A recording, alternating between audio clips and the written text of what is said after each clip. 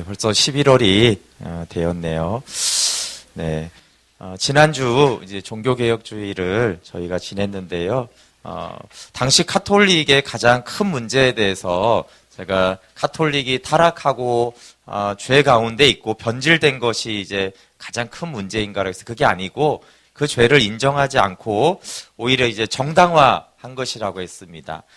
이렇게 사람이 자신이 변질하거나 죄를 지으면은 정당화하는 단계가 아마 3단계 같아요. 첫 번째는 이제 합리화하는 단계가 있다가 합리화하다가 두 번째는 주장을 하다가 세 번째는 반대자를 제거하는 거라는 생각이 듭니다. 스스로 합리화는 이렇게 되는 거죠. 어떻게 믿음으로만 살아?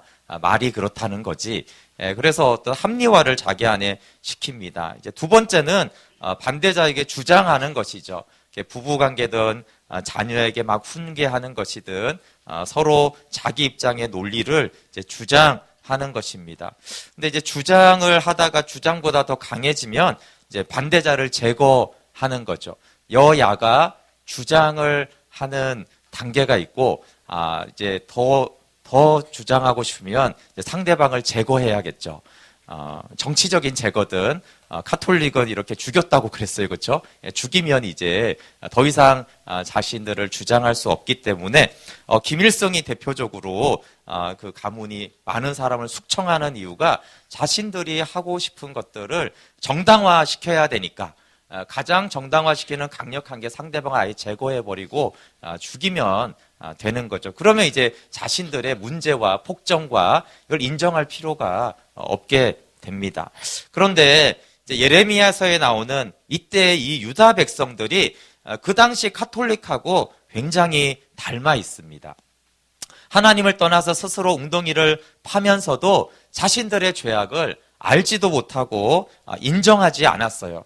그리고 인정하지 않는 정도가 아니라 오히려 예레미야를 핍박하고 막 죽이려는 음모를 꾸미면서 제거해야겠다라고 하는 거예요. 왜냐하면 이제 자기들의 죄를 계속 말해주니까 듣기가 싫잖아요. 처음에는 이제 반박하고 듣지 않다가 결국에는 저 예레미야를 죽여버리면 이제 되겠다. 궁극적인 것은 그 죄를 인정하기 싫기 때문에 예레미야가 없어져서 다시 너희들이 죄를 지었고 하나님을 떠났다, 우상숭배했다 이런 소리를 하는 사람이 제거가 되어지면 자신들의 합리화와 정당함을 끝까지 이제 주장할 수 있기 때문에 그렇게 했습니다. 그래서 종교개혁 당시 카톨릭의 모습과 이 예레미야 때 당시 유다 백성들은 굉장히 닮은 면이 많습니다. 이렇게 이제 패역했기 때문에 지금 상황이 이제 이스라엘이 솔로몬 이후에 남북으로 이제 갈라져 상태에서 북이스라엘이 이제 완전히 이제 멸망한 상태에서 말씀인데요. 이 북이스라엘의 죄와 멸망을 보면서도 유다 백성 남유다는 북이스라엘이 저렇게 우상숭배하고 하나님을 떠나서 저렇게 철저하게 멸망했구나. 그것을 이제 자신의 죄를 보고 인정하는 기회로 삼기보다는 전혀 자신의 죄를 돌아보지 않았어요. 그래서 이제 하나님 오늘 말씀하는 거예요. 내가 북이스라엘을 내쫓고 이혼서까지 주었다. 내가 남편이었는데 북이스라엘과 이혼했다. 그 이혼의 현상은 이제 아수르라는 강대국을 통해서 북이스라엘이 완전히 패망하고 멸망하는 것을 통해서 그 이혼의 결과가 나타났습니다. 그러면 이제 왜 저렇게 북이스라엘이 되었는가? 왜냐하면 같은 그래도 동족이었잖아요. 왜 저렇게 되었는가? 왜 언약 백성이 저렇게 패망하게 되었는가를 생각하면서 나한테 그런 모습이 없는가를 돌아보지 전혀 하지 않았습니다. 회개는커녕 우상 숭배하면서 온 땅을 더럽혔어요. 그래서 오늘 하나님이 예레미야를 통해서 저 북이스라엘이 저렇게 이혼당해서 멸망하는 걸 저들이 남유다가 다 보고도 오히려 저들과 똑같이 더 심하게 지금 죄를 범하고 우상 숭배를 하고 나를 배반하고 있다라고 말씀하고 있습니다. 그러면 여러분 카톨릭이 그랬고 유다 백성이 그랬고 이스라엘 북이스라엘이 그랬습니다. 그럼 우리는 어떨까요? 네, 성경이 기록된 이유는 그게 당시 유다 백성만 역사적으로 그러고 그럴 문제라면 당연히 성경에 기록되어 있지 않을 것입니다. 그것이 우리하고 무슨 상관이 있겠습니까? 그러나 그 유다의 모습이 이스라엘 백성이 우리의 모습이기 때문에 성경에 기록되어 우리에게 말씀하고 있습니다. 그러면 나의 가장 큰 문제는 뭔가? 문제는 많습니다, 사람은. 근데 가장 큰 문제는 이 성경에서 오늘 본문에는 죄를 인정하지 않는 것이라고 말합니다. 근데 예수님도 그런 사람의 특징에 대해서 말씀하셨습니다. 자기 눈에 들보는 보지 못하고 남의 눈에 티끌은 잘 본다라고 말씀하셨어요. 유명한 말씀이죠. 마태복음 7장 3절에서 5절에 어찌하여 형제의 눈 속에 있는 티는 보고 내 눈 속에 있는 들보는 깨닫지 못하느냐. 보라, 내 눈 속에 들보가 있는데 어찌하여 형제에게 말하기를 나로 내 눈 속에 있는 티를 빼게 하라 하겠느냐. 외식하는 자여, 먼저 내 눈 속에서 들보를 빼어라. 그 후에야 밝히 보고 형제의 눈 속에서 티를 빼리라. 네, 여기서 혹시 들보가 뭔지 정확히 아세요? 들보. 대충 감은 오시죠. 네, 들보는 이렇게 여기는 들보가 없는데 옛날에 나무로 기둥과 기둥 사이에 지붕에 큰 이제 그 나무 이렇게 동그랗거나 네모로 있는 게 있잖아요, 그렇죠? 그게 이제 들보입니다. 그러니까 상당히 큰 그 나무죠. 그리고 이제 예수님이 들보와 티끌하고 비교를 하고 있어요. 그러니까 남의 눈에 있는 그 심각한 문제는 들보고 지금 자기 눈 안에는 남의 눈에는 티끌이 들어 있는데 그 티끌을 들보처럼 보고 크게 자기 눈에는 지금 들보가 들어 있는데 그 들보가 있는지조차도 모르는 상태에 있다라고 말하면서 근데 그 들보를 있는 걸 보지 못하고 빼지 않은 사람은 아무리 상대방에 있는 티를 빼려고 해도 결국 빼낼 수가 없는 외식하는 자라고 말씀했어요. 그래서 이제 티끌 찾기에 우리가 다 박사입니다. 그래서 제가 뭐 시간이 짧아서 그렇지 그 당시 카톨릭의 문제가 뭔가 엄청 찾을 수 있죠. 그 여러분 한국 교회의 문제가 뭘까요? 너무 많이 찾을 수 있으시죠? 우리 교회의 문제는 뭘까요? 막 찾을 수 있지 않으세요? 저 사람의 문제는 뭘까? 우리가 그것도 너무 잘 찾습니다. 그런데 우리가 어려운 거는 나의 문제는 뭐고 나의 죄는 뭔가를 찾는 데는 아주 어리석습니다.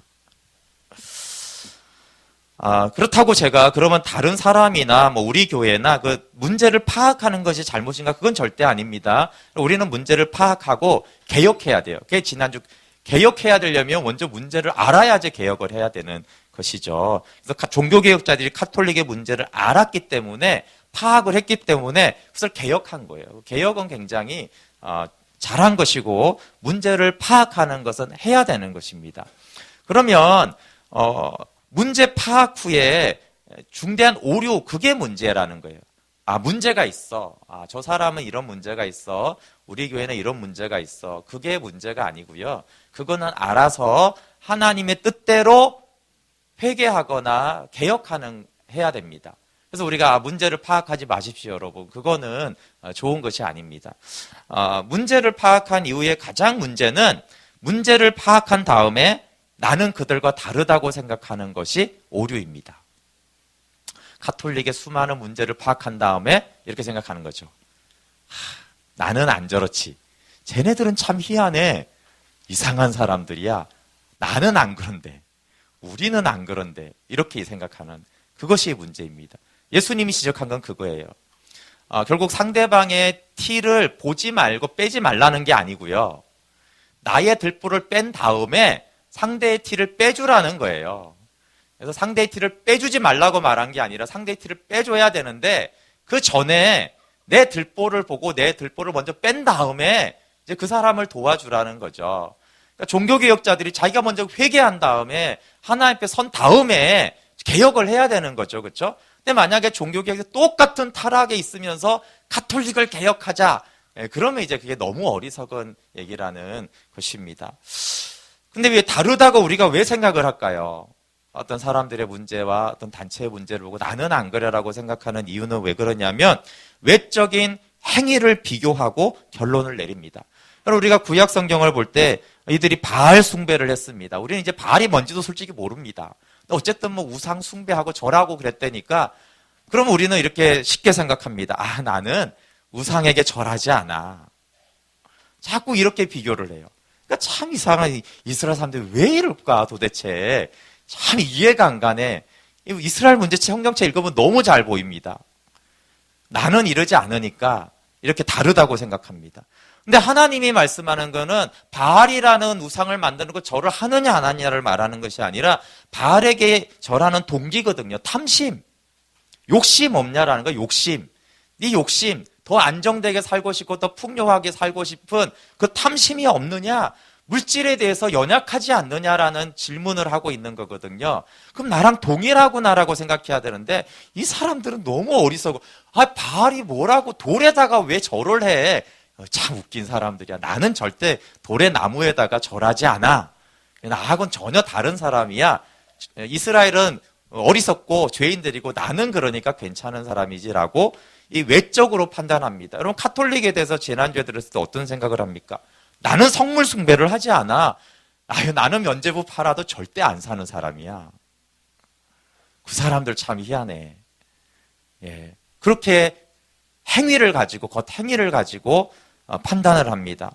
여러분, 그러면서 이 종교성에 젖어 있는 자신을 못 보는 거예요. 카톨릭은 철저히 종교화된 거예요. 신앙을 떠나서. 율법화되고 종교화된 건데, 이것은 모든 사람이 가지고 있는 특징 중에 하나거든요.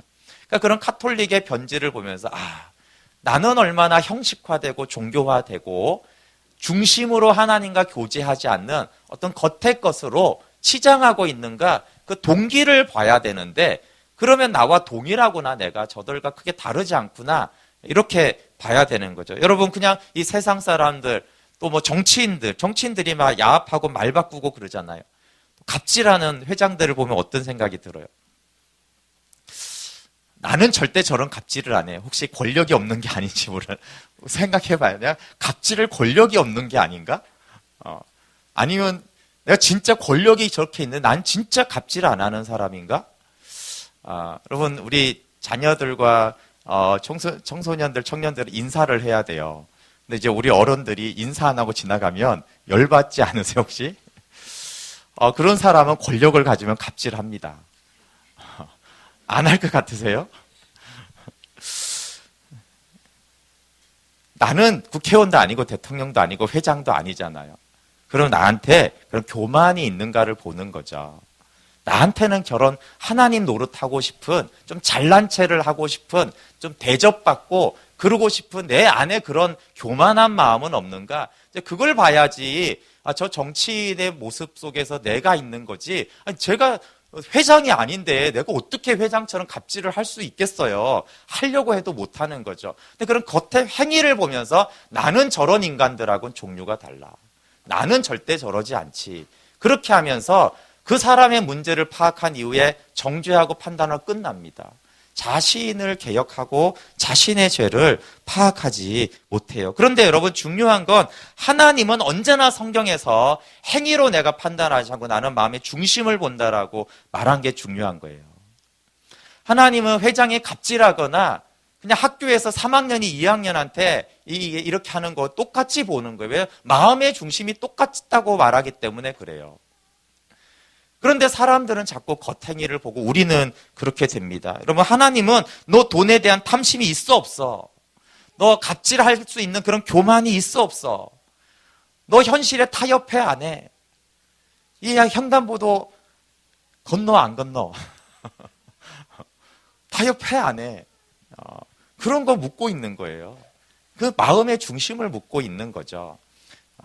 그것이 이제 하나님이 말씀하시고 예수님이 들보를 보는 방법이거든요. 예레미야에서 말하는 사람은 만물보다 거짓되고 부패한 마음을 가졌다고 말해요. 예레미야 17장 9절에 만물보다 거짓되고 심히 부패한 것은 마음이라 누가 능히 이를 알리오마는. 마음이, 인간의 마음이 거짓되다고 말해요. 거짓되다. 근데 우리는 난 거짓돼, 난 정직한 사람이야, 이렇게 이제 생각을 해요. 그리고 부패하다는 건 썩었다는 말이에요. 썩었어요. 마음이 썩어버렸어요. 근데 이제 자기가 파릇파릇한 마음이라고 생각을 하는 것이죠. 근데 누가 능히 이를 알리오마는 했기 때문에 사람들은 모른다고 했기 때문에 또 모르는 건 정상입니다. 그러나 하나님 앞에서는 그걸 이제 알아야 된다는 것이죠. 그래서 내 마음이 거짓되고 썩었구나. 그것을 알아가는 사람이 들보를 보는 사람이고 그 들보를 봐야지만 남의 티를 빼는 수순으로 갈 수가 있습니다. 이 북이스라엘의 심판과 하나님의 지속적인 경고를 듣고 그럼 유다는 어떻게 했느냐? 아까 유다는 전혀 경고를 듣지 않고 더 죄를 지었다고 했잖아요. 근데 그렇게 어리석지 않습니다, 여러분. 유다가 그건 하나님의 판단이고요. 유다는 회개를 했습니다. 유다는 북이스라엘이 망하는 거 보고 선지자들이 계속 회개하라고 하니까 유다는 회개를 했습니다. 근데 그거에 대한 말씀이 3장 10절에 있어요. 한번 3장 10절 읽어볼게요. 시작. 이 모든 일이 있어도 그의 반역한 자매 유다가 진심으로 내게 돌아오지 않고 거짓으로 할 뿐이니라. 여호와의 말씀이니라. 네, 유다는 회개하고 돌아왔습니다. 그런데 어떻게 돌아왔냐면 거짓으로 돌아왔습니다. 진심으로 돌아오지 아니하고 거짓으로. 여기서 진심이라고 하는 단어는 원어의 직역을 하면 모든 마음으로 돌아오지 아니하고 전체의 마음으로 돌아오지 아니하고 완전한 마음으로 돌아오지 아니하고 거짓으로 돌아왔을 뿐이다라는 뜻이에요. 그러니까 일부분 돌아왔어요. 한 부분. 근데 그것을 표준사변역에서 이렇게 번역을 했는데요. 그들은 건성으로 나에게 돌아온 척만 하고 진심으로 돌아오지 않았다. 환난 때 건져달라고 기도했고 하나님께 사랑을 얻으려고 행위를 아름답게 꾸몄습니다. 예레미야. 하나님 앞에 아름답게 자기를 꾸몄어요. 그 비싼 향품과 아주 비싼 번제물을 하나님께 드렸어요. 그리고 하나님 제가 잘못했습니다 라고 말을 했죠. 근데 하나님이 그 중심을 보시니까 행위로는 돌아왔는데 중심을 보니까 하나님의 사랑을 이용해서 심판받지 않으려고 하나님께 돌아온 거죠. 하나님이 돌아온 척한 것이다 라고 말씀을 했어요. 근데 이제 중요한 관건은 과연 유다는 자신들이 거짓으로 하나님께 돌아왔다고 생각했을까 하는 것입니다. 분명히 유다 백성들은 우리는 진심으로 돌아왔고 진심으로 돌아와서 회개했는데 하나님이 문제를 해결해 주지 않는다. 하나님을 아마 원망했겠죠. 왜냐하면 나는 돌아왔는데 하나님은 왜 나를 안 도와주시냐 원망을 했을 것입니다. 근데 하나님은 넌 돌아온 적이 없어. 돌아온 척은 했지. 건성으로 돌아온 척은 했지만 나에게 온전한 마음으로 돌아온 적이 없다라고 이 문제가 있는 거죠. 결국은 계속 무슨 문제냐면요. 유다 백성들은 자신 안이 진심으로 중심으로 돌아오지 않음을 인정하지 않았어요. 하나님 자꾸 인정하라고 말씀하는 것입니다. 그래서 하나님 얼마나 답답했냐면요. 예레미야에게 너 저쪽 북쪽에 가서 아수르에게 말하면 북쪽에 가서 좀 말을 해. 회개하고 내게 돌아오라고. 그러면 내가 회복시켜 주겠다라고. 네, 그 말씀이 이제 11절에 있습니다. 11절 읽어볼게요. 시작. 여호와께서 내게 이르시되 배역한 이스라엘은 반역한 유다보다 자신이 더 의로움이 나타났으니. 여러분 보세요. 둘 다. 이스라엘은 배역했고 유다는 반역했어요. 둘 다 한심하죠. 둘 다 한심한데 하나님 오죽 답답했으면 배역한 이스라엘이 반역한 유다보다 더 의롭다 이렇게 말하는 거예요. 이 답답함이 좀 이해가 되세요? 나쁜 놈과 더 나쁜 놈이 있는데 하도 답답하니까 더 나쁜 놈한테 너 의롭다 이렇게 해주는 거예요. 더 나쁜 놈보다는 네가 더 의롭다. 여레미야한테 가서 그렇게 말하라는 거예요. 북이스라엘아 너희가 더 의롭다. 너희는 더 의로우니까 너희가 내게 돌아오면 내가 다 회복시켜 줄게. 완전히 다시 복을 베풀어 줄게. 이렇게라도 얘기를 해서 유다의 실체, 거짓으로 돌아온 그거를 이제 알려주라는 거예요. 12절부터 13절 같이 한번 읽어볼게요. 시작. 너는 가서 북을 향하여 이 말을 선포하여 이르라. 여호와께서 이르시되 배역한 이스라엘아 돌아오라. 나의 노한 얼굴을 너희에게로 향하지 아니하리라. 나는 긍휼이 있는 자라 너를 한없이 품지 아니하느니라. 여호와의 말씀이니라. 너는 오직 내 죄를 자복하라. 이는 내 하나님 여호와를 배반하고 내 길로 달려 이방인들에게로 나아가 모든 푸른 나무 아래로 가서 내 목소리를 듣지 아니하였음이니라. 여호와의 말씀이니라. 북에 가서 선포하라는 거예요. 착한 이스라엘이 아니고 이 배역한 이스라엘아 돌아오라는 거예요. 그런데 여러분, 이 회복을 위한 단 하나의 조건만 하나님이 제시합니다. 딱 한 가지 조건만 너희가 받아들인다면 내가 너희를 완전히 회복시켜 주겠다. 근데 그 단 한 가지 조건이 13절 초반에 있어요. 너는 오직 내 죄를 자복하라. 쉬운 성경에는 이렇게 번역했습니다. 너는 오직 내 죄를 인정하기만 하면 된다. 그러면 내가 다 회복시켜 줄게. 다 회복시켜 줄게. 딱 하나야. 인정만 해라. 너의 죄를 자복만 해라. 너의 죄를 인정만 해라. 그 원문을 직역하면 이런 거예요. 이제 순서를 우리는 매끄러운 문장으로 한 거고, 첫 단어가 확실히 알라 이렇게 해요. 확실히 알아라. 알라라는 단어는 야다예요. 야다의 히브리어 두 가지가 있는데, 그 야다가 인지하다, 관찰하다, 경험하다, 깨닫다, 이런 뜻이에요. 그러니까 지적 동의는 사실은 아니고요. 마음으로 아는 것, 인격적으로, 경험적으로 아는 건데, 그러니까 확실히 알라 이런 뜻이에요. 그걸 확실히 깨달아라, 확실히 인정하라, 확실히 자복하라, 말로. 그런 뜻이에요. 그거 하나만 하면, 근데 이제 확실이라는 only, 그래서 오직이라고 번역했는데 오직으로 해도 되고 확실히 해도 되고, 오직 인정해라, 확실히 인정해라. 그러면 내가 다 회복시켜 주겠다. 여러분, 하나님이 이 배역한 이스라엘에게 회복의 조건은 딱 한 가지였어요. 엄청난 헌신이나 봉사나 철야 금식이 아니었고요. 딱 하나예요. 너 죄 있는데 그 죄 인정해. 네가 나한테 죄 지은 거 진짜로 중심으로 확실하게 인정만 해. 그러면 내가 다 회복시켜 주겠다라고 말씀하셨어요. 정직한 마음으로 남편이신 하나님을 떠난 채 교만의 죄를 보고 인정해라. 말씀 앞에서 완전히 벌거벗고 그 수치와 음행한 거 다 인정하고 자복하기만 해라. 그러면서 이제 왜 이 내가 회복시켜 주겠다라고 하는지 이유를 부가적으로 14절 15절에 밝혀줍니다. 한번 읽어볼게요. 14절 시작. 여호와의 말씀이니라. 배역한 자식들아 돌아오라. 나는 너희 남편임이라. 내가 너희를 성읍에서 하나와 족속 중에서 둘을 택하여 너희를 시온으로 데려오겠고, 내가 또 내 마음에 합한 목자들을 너에게 주리니 그들이 지식과 명철로 너희를 양육하리라. 돌아오라고 하면서 나는 너희 남편이라고 해요. 그 앞에서는 어떤 말을 했냐면 북이스라엘에게 이혼서를 줬어요. 이혼했잖아요, 벌써. 근데 여기서는 하나님은 나는 너희 남편이야. 배반하고 이혼서까지 줘서 이혼도 다 해버렸는데 하나님은 근데 나는 아직도 너희 남편이야 이러는 거예요.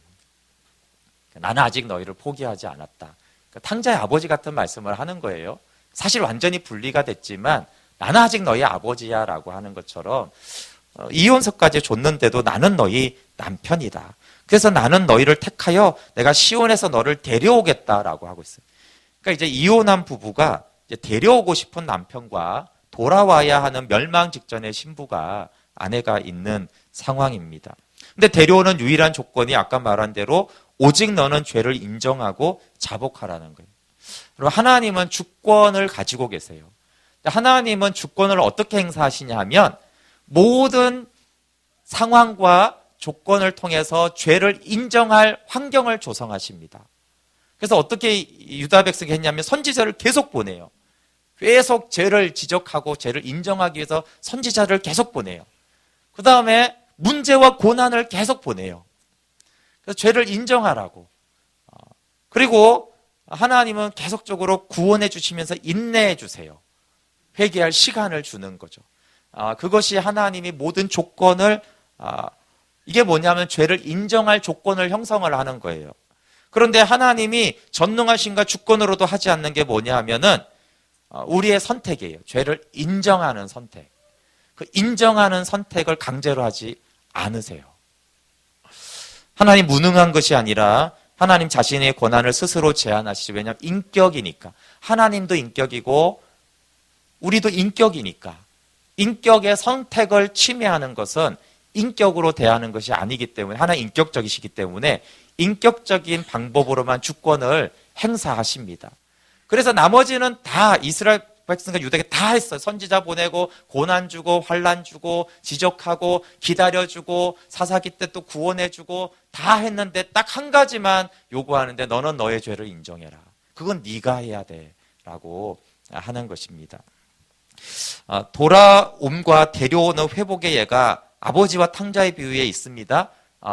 딱 한 절 15절 누가복음 15장 20절만 읽어보면 이래요. 이에 일어나서 아버지께 돌아가니라. 아직도 거리가 먼데 아버지가 그를 보고 측은히 여겨 달려와 목을 안고 입을 맞추니. 스스로 돌이키자 아버지는 멀리서 달려와 안아주시고 모든 것을 회복시켜 주셨어요. 근데 아버지가 하지 않은 유일한 한 가지가 있는데 탕자의 마음을 돌이키도록 강압하지 않았어요.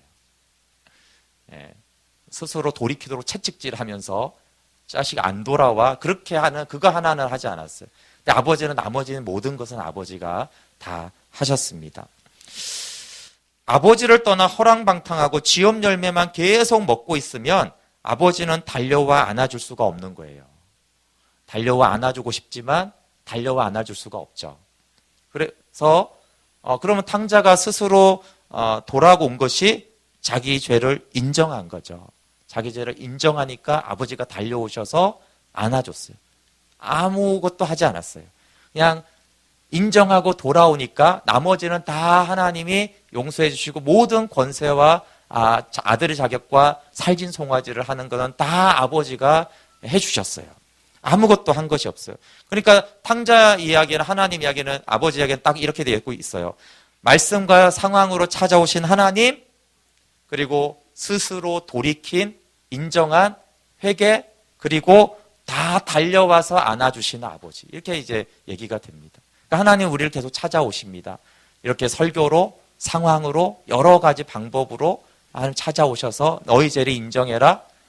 그럼 이제 우리가 인정하는 것과 안 하는 상태가 있는 것이고, 안 하면은 계속 하나님은 고난 가운데 또 말씀으로 책망하시고, 인정하면 달려와서 안아주셔서 다 회복시켜 주십니다.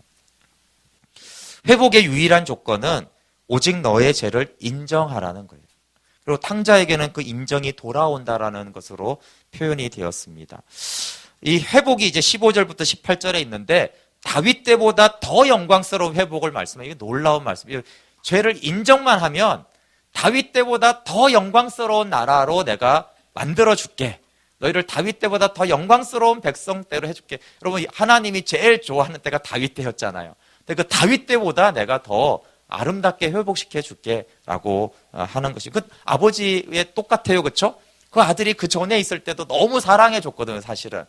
그런데 이제 탕자에 됐다가 돌아왔는데 그럼 더 혼내야 되는데 더 아버지가 잔치를 벌여주면서 더 영광스럽게 회복시켜 주십니다. 우리 한 절만 이제 15절만 한번 볼게요.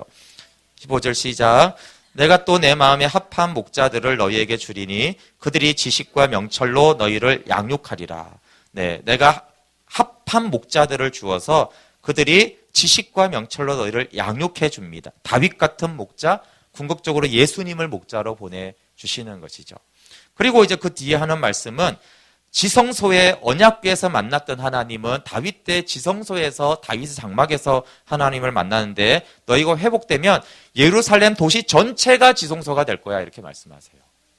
굉장한 말씀이죠. 성막이나 다윗의 장막이 아니라 예루살렘 전체에서 내가 너희를 만나는 지성소를 만들어주겠다라는 약속을 합니다. 그리고 너희는 다시는 완악한 마음대로 행하지 않을 것이고, 두 번째 이제 이 배신자 유다와 반역한 이스라엘이 이제 형제인데 나눠져서 전쟁하고 싸웠거든요. 그런데 너희 둘이 하나가 되어서 형제가 돼서 다시 나의 기업을 받을 것이다. 엄청난 회복의 말씀을 말씀하세요. 근데 이 엄청난 회복의 단 한 가지 조건은 너의 죄를 인정하라. 근데 오직 확실히 인정하라는 것입니다. 그런데 이게 가장 중요하면서 사실 가장 어려운 것입니다. 오직 죄를 인정하는 것. 죄를 인정하는 척하거나 돌아오는 척하는 거는 쉬운데 온 마음으로 죄를 인정하는 것은 참으로 어려운 일입니다. 가장 어렵고 가장 중요하죠. 다윗을 예로 볼 때 다윗이 골리앗을 때려잡는 것과 다윗이 밧세바를 범하고 우리아를 살인한 그 죄를 인정하고 자복한 것 중에 뭐가 더 어려웠어요? 예, 죄를 인정하는 게 훨씬 어렵습니다. 조금이 훨씬 어렵습니다.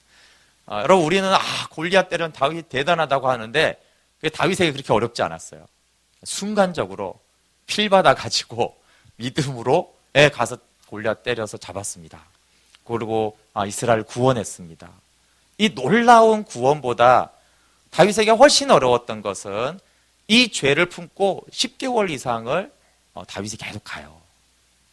그럼 다윗이 회개 안 했을까요? 하나님 잘못했어 이 말 단 한마디를 안 했을까요? 죄책감이 없었을까요? 그건 아니죠. 이제 나단을 통해서 시편 51편을 기록했을 때는 처음으로 하나님 제가 죄 지었습니다 이렇게 말했다는 게 아니죠. 그 전에는 부분적으로 그냥 자기 생각으로 했는데 나단의 지적을 받고 정말 온전한 마음으로 자기 죄를 인정한 거예요. 하나님 앞에서 자기 죄를 인정한 거죠. 인정했잖아요. 그렇죠? 예. 그러니까 즉시 하나님이 그 죄를 사하셨어요. 다윗이 수많은 전쟁을 하고 수많은 업적을 남겼는데 사실 다윗의 인생에 가장 어려웠던 일은 자기 죄를 온전히 인정하는 거였어요. 그게 다윗의 일생에 가장 힘들었던. 그러나 결국 다윗은 해냈죠. 힘들었지만. 그래서 단 한 가지 조건이지만 그게 아주 쉬운 건 아닙니다. 여러분 전도하고 선교하고 양육하고 봉사하고 이렇게 이걸 많이 하는 것보다 어려운 게 죄를 이기고 인정하고 자복하는 거예요. 골리앗 때려잡는 것보다 죄를 인정하고 자복하는 게 더 어렵습니다. 제 경험이기도 하고 제가 많은 사람을 관찰한 팩트입니다. 수많은 헌신자와 영적인 일을 한 사람들이 자기 죄를 온전히 인정하지 못합니다. 여전히 교만하고 그걸 자복하지 않습니다. 그래서 다윗이 죄를 범한 건 악하지만 다시 위대한 사람입니다. 왜냐하면 그것이 그렇게 중심으로 온전하게 자기 죄를 인정하는 것이 이 인간의 죄성에서 가장 힘든 일 중에 하나입니다. 그럼 부흥이 뭡니까? 그러니까 부흥 그러면 사실은 부흥은 다른 게 아니라 죄를 인정하고 자복하는 것이 부흥입니다. 평양 대부흥이 뭡니까? 다른 게 없습니다. 자기 죄를 정말 인정했습니다. 온 마음으로 인정했습니다. 그게 부흥입니다. 그 부흥이 가장 어렵잖아요. 그 부흥하기 위해서 몸을 찢어야 되는 게 아닙니다. 40일 금식하는 게 아니라 그냥 죄를 인정하면 됩니다. 오직 죄를 인정하면 그곳에 부흥이 옵니다. 그러니까 이것이 쉬운 일이 아닌 것을 또 알 수가 있습니다. 왜냐하면 하나님이 인정하라는 죄는 여러분 우리가 도둑질하고 다툼하고 음란했던 물론 그거 인정은 당연히 해야 되는데 그게 아니라 부패한 나의 마음과 죄된 자아의 실체를 인정하는 게 인정이거든요. 우리 자아의 실체를 인정하는 것이 너의 죄를 인정하라는 것이에요. 여러분 이 자아라는 것은 평생 우리가 목숨을 걸고 아름답게 가꾸고 화장을 해온 것이 우리의 자아입니다. 무화과 나무 잎을 엄청 잘 입혀놨습니다. 근데 허술합니다, 사실은. 무화과 나무 잎이 허술합니다. 그렇기 때문에 우리가 자아를 무화과 나무로 완벽하게 옷을 입혀놨다라면 오히려 우리는 자아의 실체를 내가 직면해도 괜찮습니다. 자아의 실체를 직면했을 때 이쁘네, 멋지네 이렇게 할 텐데 우리가 평생 그 자아를 아름답게 꾸며왔는데도요 우리가 자아의 실체를 직면해서 딱 보면 끔찍합니다. 괴롭습니다. 그래서 인간은 두 가지를 하는데 하나는 최대한 자아를 아름답게 꾸밉니다. 그리고 두 번째 하는 게 뭐냐면 절대 자아의 실체를 보지 않겠다고 결정을 합니다. 왜냐하면 살아오면서 조금 본 적이 있는데 조금 보고 잠깐 봤는데 끔찍했어요. 너무 고통스러워. 잠깐 보니까 죽고 싶었어요. 잠깐 보니까 우울증에 걸렸어요. 잠깐 보니까 파탄이 났어요. 결심하는 거예요. 난 다시는 보지 않으리. 절대 보지 않으리. 네. 그래도 혹시 볼 수 있으니까 자아를 계속 가꾸는 거고요. 그리고 절대 보지 않습니다. 보면 죽을 것 같기 때문에 그래요. 그게 초자라고 하는 것이 형성을 그렇게 시킵니다. 이제 뭐 심리학에서도 말을 하잖아요. 슈퍼에고가 그렇게 형성이 되어집니다. 슈퍼에고의 역할이 뭐겠습니까? 여러 목적이 있는데 슈퍼에고의 가장 주요한 중에 하나는요. 자아의 실체를 못 보게 합니다. 슈퍼에고가. 초자아가. 그래서 그 자아를 사실 다 자아인데 좀 분리를 하잖아요. 자아가 있고 초자아가 있어요. 초자아로 방어를 합니다. 자아를 절대 보지 못하게 해요. 그래서 여러분 이 우주에서 가장 방어 시스템이 잘 돼 있는 것은 자아입니다. 자아 실체를 보게 하는 사람과 문제와 환경이 딱 나타나면 우리 내면 안에는 비상이 걸립니다. 그게 이제 자아 보호 시스템이 여러분 옛날에 마징가제트 뭐 이런 거 보셔서 쫙 이렇게 착 형성이 됩니다. 그리고 모든 상황을 예측하여서 알아서 방어를 합니다. 보호막이 형성이 됩니다.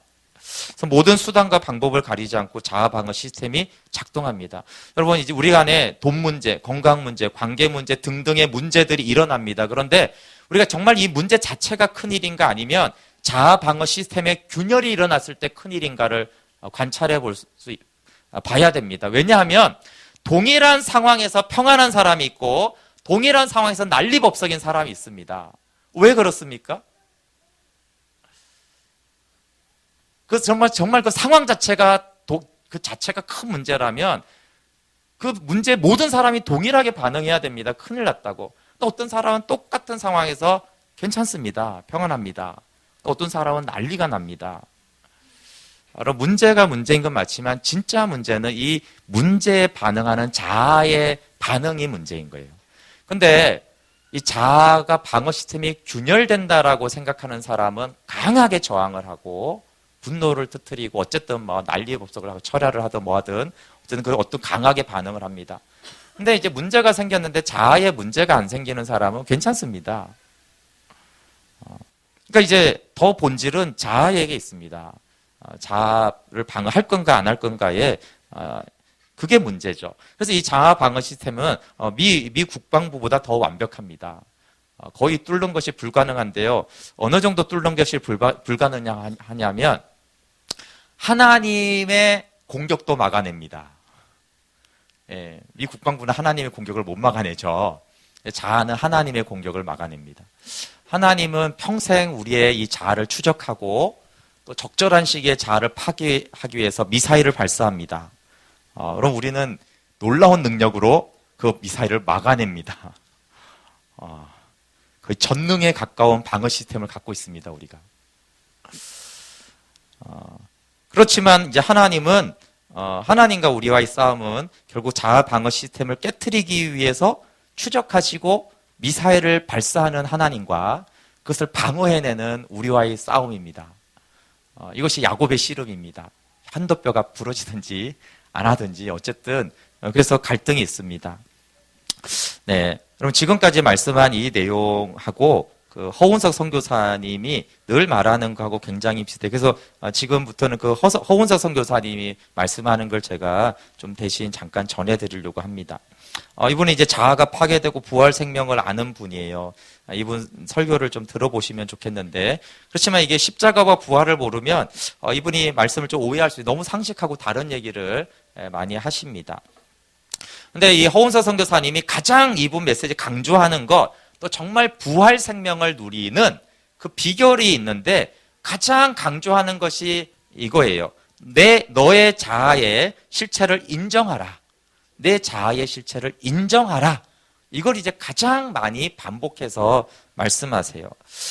이제 이분이 이제 젊었을 때 주님을 만나고 너무나 주님께 순종하고 싶어서 엄청난 철야와 금식을 해 너무 금식을 많이 하고 골다공증이 생길 정도로 금식을 정말 밥 먹듯이 했습니다. 근데 엄청난 그런 기도와 금식과 철야를 했는데도 집에 와서 부부싸움 한 번 다 하면 신경질 나고 다 은혜가 날아가 버리고 그럼 더 금식하고 그러면 또 이제 싸움 한번 하면 끝나고 이런 걸 수도 없이 반복을 해서 자신 안에 막 우울증이 오고 막 자살하고 싶고 늘 하나님께 말하는 거 이거죠. 아우, 하나님 좀 일찍 걷어가 주시면 죄나 안 짓고 살지.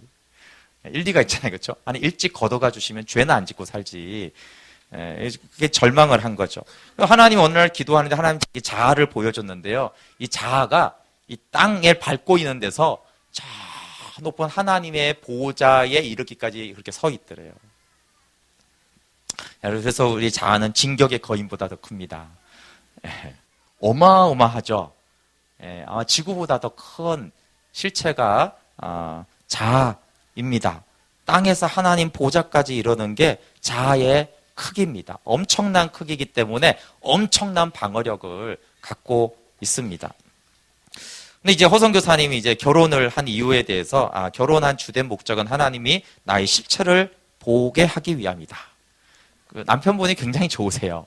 완전히 선비시고 청렴결백하시고 그렇기 때문에 어쨌든 이제 그분 표현으로 남편은 나의 악랄한 마음을 터뜨리기에 제격이었다. 나의 세포까지 다 뒤집어 놓기에 딱 맞는 사람을 세포 하나하나까지 다 뒤집어 놨다. 그래서 자기 안에 이제 자아라는 악이 있는데 이 악을 터뜨렸다는 거예요. 너무 열받게 해가지고.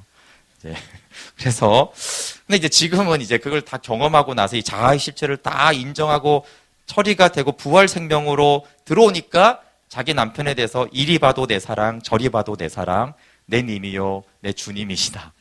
이렇게 고백이 되는데 그 전에는 자기의 세포 하나하나를 다 뒤집어서 자기 안에 모든 악을 다 터뜨려버린 이렇게 하기 위해서 이런 남편을 만나게 하셨다. 근데 그 남편은 훌륭한 분입니다. 그렇지만 이제 그 관계 안에서는 이제 그랬다라는 것입니다. 그래서 이제 하나님이 나의 실체를 드러내는 방법으로 문제와 사건을 계속 보내주신다라는 거예요. 근데 그러면 이제 우리는 아담처럼 무화과 나무를 딱 가려가지고 하나님과 사람 앞에 안 들키려고 가리는 거죠. 근데 하나님은 그걸 내 실체를 보고 내 죄됨을 인정하라고 보내는 건데 우리는 인정하는 대신에 포장을 하고 방어를 하는 것입니다. 이런 부부싸움에 대해서 이분이 이렇게 말했어요. 부부싸움으로 속이 뒤집어질 때 어떻게 할 것인가? 율법으로 가는 사람이 있고 자유로 가는 사람이 있는데 율법으로 가는 이 자칭 의인들은 부부싸움을 하면 이런다는 거예요.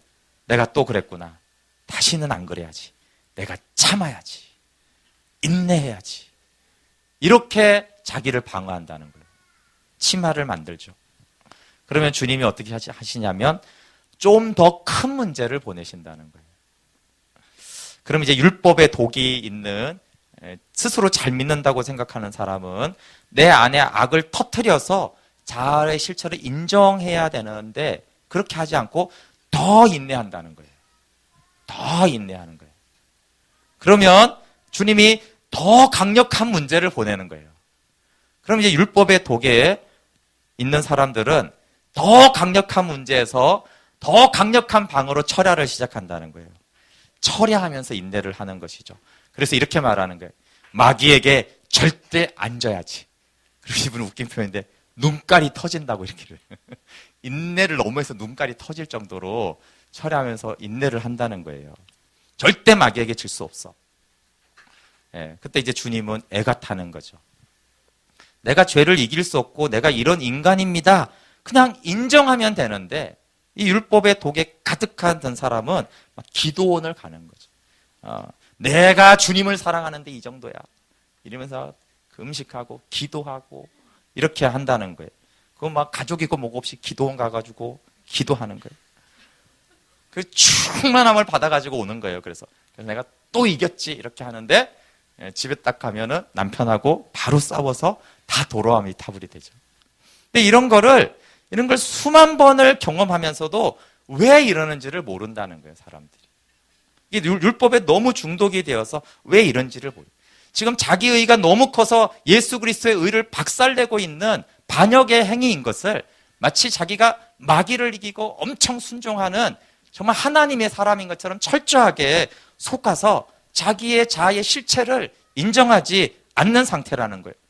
그러면 이제 이런 사람에게 하나님 새로운 신형 무기를 발견해가지고 발사를 한다라는 거예요.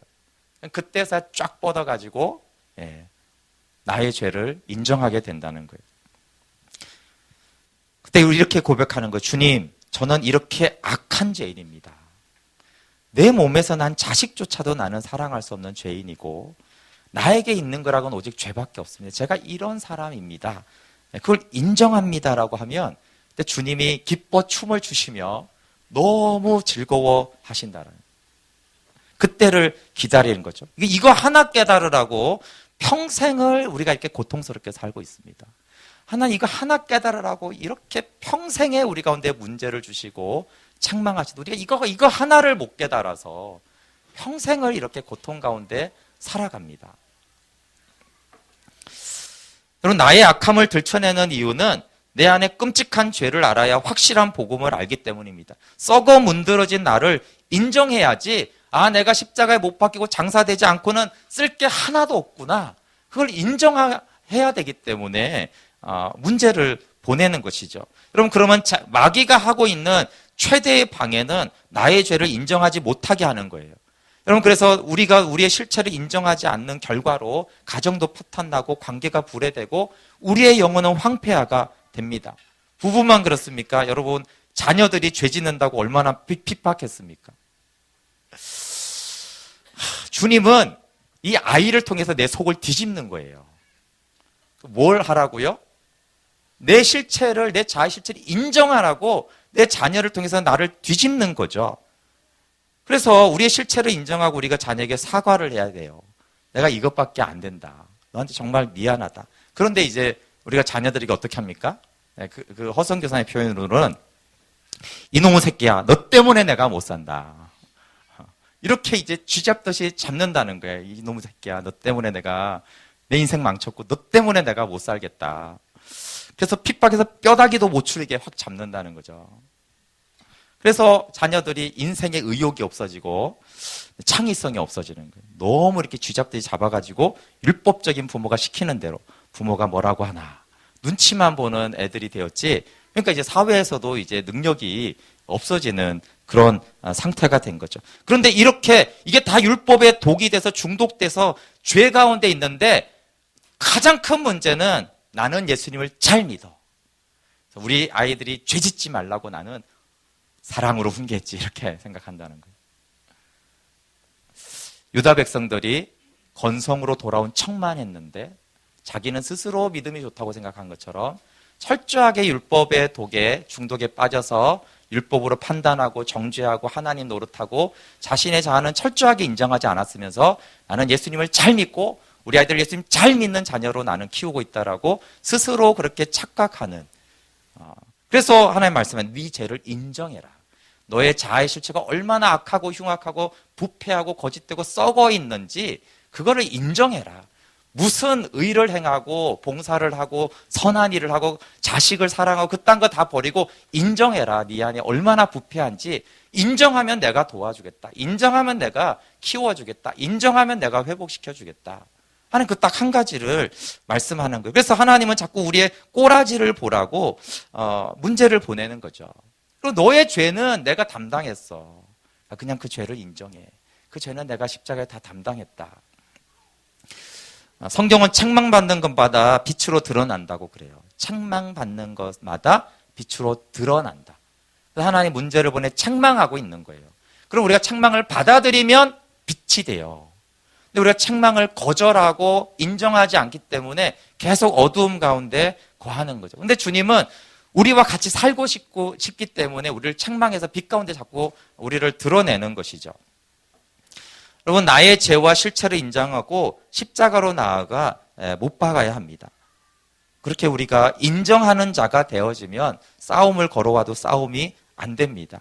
그 상태가 주님이 내 생명이 된 상태입니다. 그래서 그 허성 교사님이 자신의 삶에 대해서 내가 말기암이 걸렸고 엄청난 그분의 육체의 고통을 당하고 동일한 남편이 있지만 나한테 낙심과 슬픔이 없습니다. 이 질병과 이 고통과 나는 아무 상관이 없습니다. 환경과 문제가 오면 더 이상 이제 나에게는 죄가 드러나지 않고 예수 그리스도만 드러납니다. 나는 자신 있게 말합니다. 돈낭풍아 불어라, 서부풍아 불어라, 가시밭에 백합화. 가시가 나를 찌르면 어떻게 된다고요? 예수 향기 날리니 가시야 오라 이거예요. 이 모든 가시는 가시가 나를 찌르고 고통을 주면 나에게 나올 건 예수 그리스도밖에 없다. 자기 안에는 더 이상 가시가 분노나 이런 것이 아니라 자기는 가시가 찔리면 그리스도만 나타납니다. 자기는 평안합니다. 그래서 이제 밥하다 싸우면 기뻐하라. 이건 전 참 어렵더라고요. 그 사람에게 고마워해라. 그냥 그대 때문에 내 죄가 드러났으니 그 사람에게 감사를 해라. 당신 때문에 내 죄의 실체가 드러났습니다. 그렇게까지 하라고요. 근데 맞는 방향이죠. 그리고 내 죄를 대청소하라는 것입니다. 여러분, 미랄이 땅속에 들어가 있습니다. 땅속은 어떻습니까? 어둡고 습하고 무덤입니다.